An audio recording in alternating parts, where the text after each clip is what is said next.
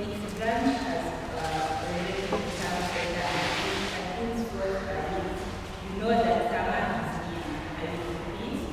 Now learn this parable from the 50. When its branch has related to some data and things work a bit, you know that we learn writing from the 6 and the system. Later.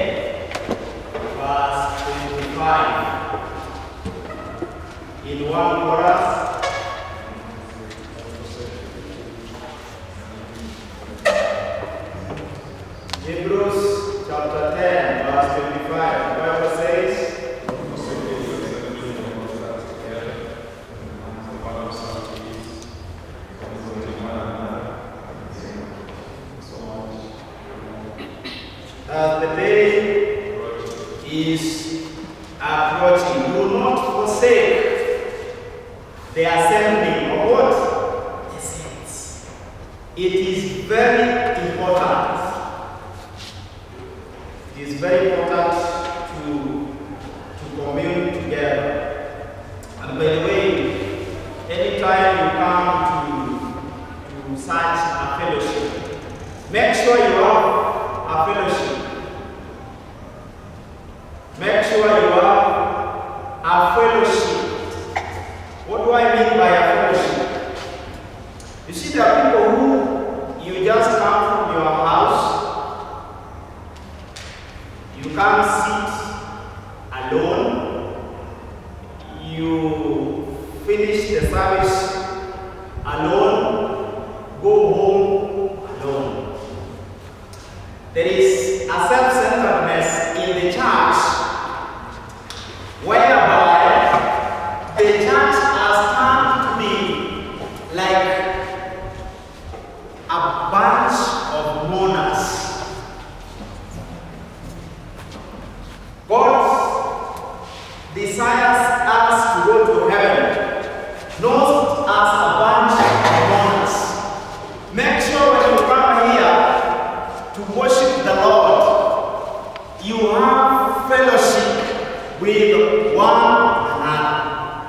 What do I mean by fellowship? If you meet and shake someone's hand, make sure you know all about his week, how is life taking him, and the prayer request he has. Hello? By so doing, we could be carrying the burden of each other. That is why, by the way, we come here. We come not just to hear and listen from the word. We need to have what we call a fellowship of the saints. Therefore, there are people who are burdened with life. When you share with them, and then we do what we call in chaplaincy, what we call debriefing. That is, you give someone time to express herself. Through that, we can heal and save some souls who the devil wants to draw from the church. Now today, I want us to, I hope you remember the two methods I told us yesterday.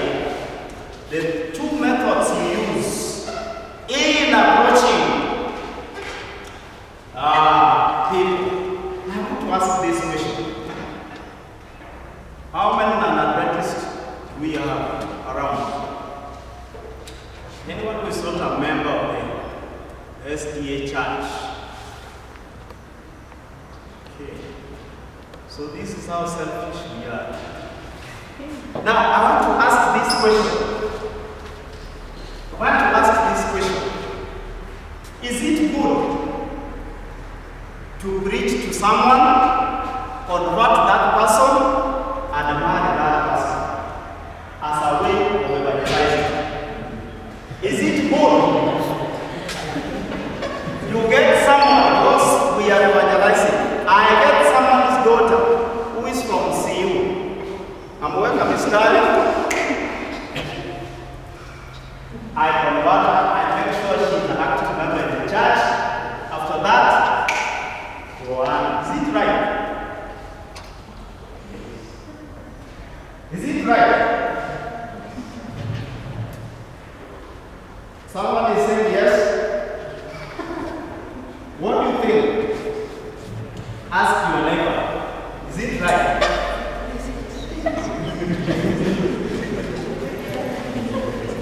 Is it right to go out, bring someone in church, convert that person, marry that person? Is it right?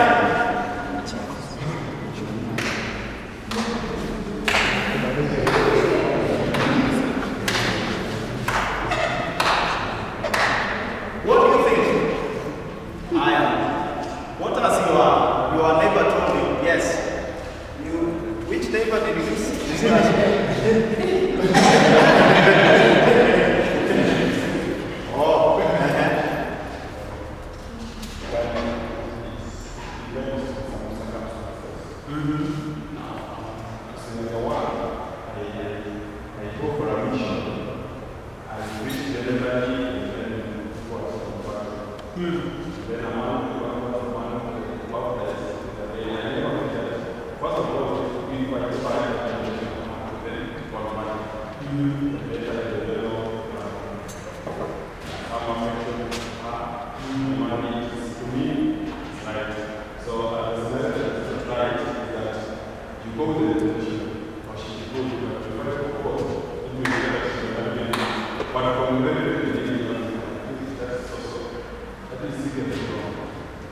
Okay, someone else, one other person, is it right?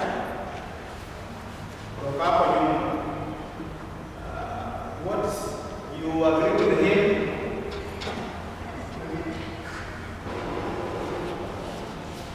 Is it right to get someone rich to her, convert her, marry that person?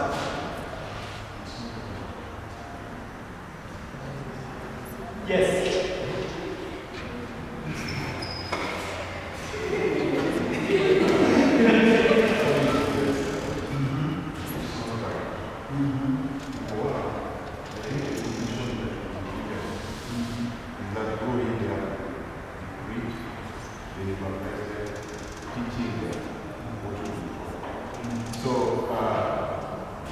Once you do that, once you teach them in the language, I believe the name of God will be released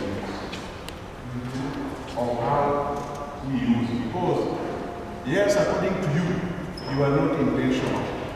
But according to the will, do you want to go and preach to another person? Because the probability is you are going to preach on track, then probability that they have known what the end product is. So I believe, according to me, if we've gone therefore, let us preach, baptize them, because of the baptism you bring them to church and teach them what Christ wants, then they grow. As they grow, let them be blessed with somebody else in that church, but not you.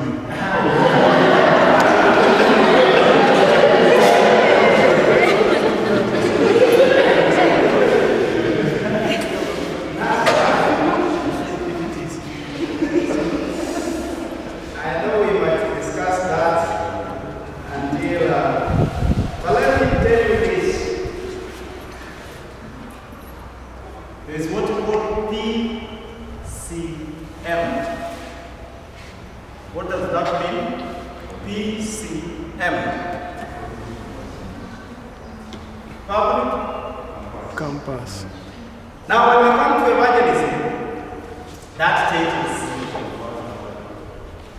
You thou, this is the law of evangelism. Thou shalt not apply PCM. Don't ever try to preach, convert, and marry.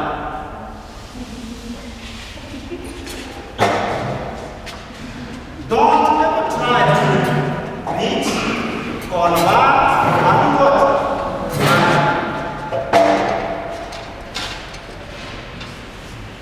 You will have to understand that.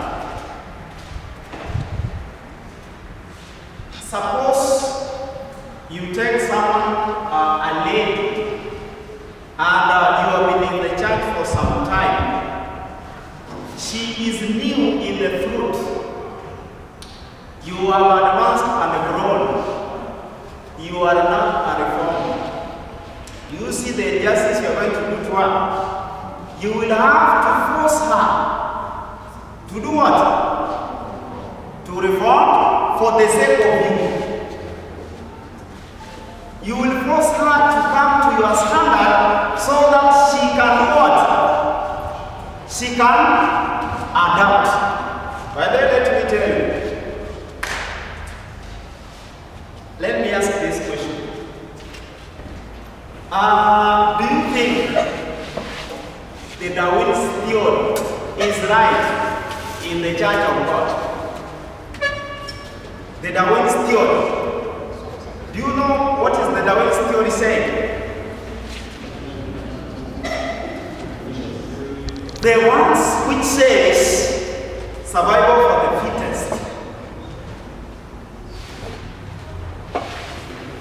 Now in general, let me tell you this. I know when a lesson is brought about creation, we can discuss against the Darwin's theory.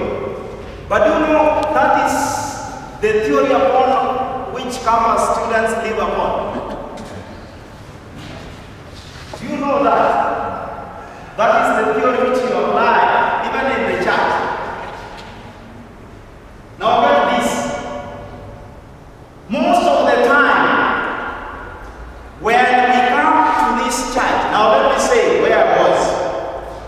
The church in campus, we used to have a choir. This choir, you cannot join.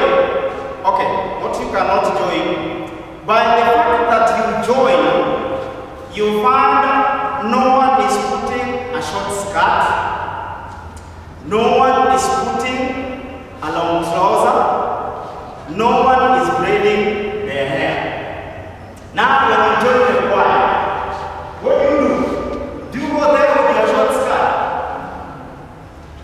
You start getting long skirts, you start keeping your hair natural. And then all the long trousers you keep wearing. Now let me tell you, these people do this not because of personal conviction. They want to survive and fit in the system. When the conditions are not allowing, such people, when they come out of campus, outside there, they go back to where. And that is why, during graduation, you can see someone who you